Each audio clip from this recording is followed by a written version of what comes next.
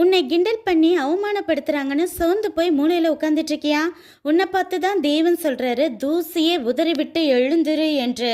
தேவன் சாமுவேலை அன்னாளுக்கு கொடுக்கிற முந்தின படிக்கட்டு தான் பெனினாலே மனமடிவாக்குற முயற்சி. ஸோ வெற்றியை தொடுவதற்கான முந்தின படிக்கட்டுல நீ நிக்கிறேன்னு ஃபர்ஸ்ட் புரிஞ்சுக்கோ.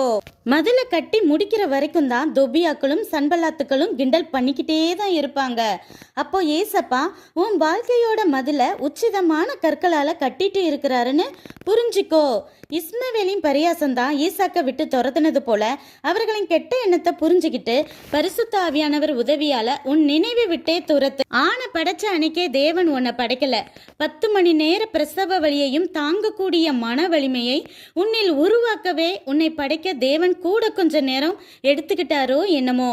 பிள்ளைக்காக பல்லை கடித்து வழி பொறுக்கும் நீ சில சொல்லை கூட பொறுக்காமல் உடைந்து போய் சுக்கு நூறாகிறியே. உன் அன்பை உதறினதே அவங்களுக்கு கிடைச்ச பெரிய தண்டனை தானே. இன்னும் உனக்கு புரியலையா? ஃபர்ஸ்ட் எழுந்துரு. எல்லாத்தையும் ஏசப்பா கிட்ட ஒப்பு கொடுத்துட்டு உன் எனர்ஜியை ஏத்துற மாதிரி 2 ஜீசஸ் சாங் கேளு, பிடிச்சா ஆடு, அப்புறம் உன் வேலையை தொடர்ந்து செய். ஏற்ற வேலையில நீ வெற்றியும் உச்சியில நிக்கிறத யாராலையும் தடுக்க முடியாதுன்னு புரிஞ்சுக்கோ. வாழ்த்துக்கள். நன்றி.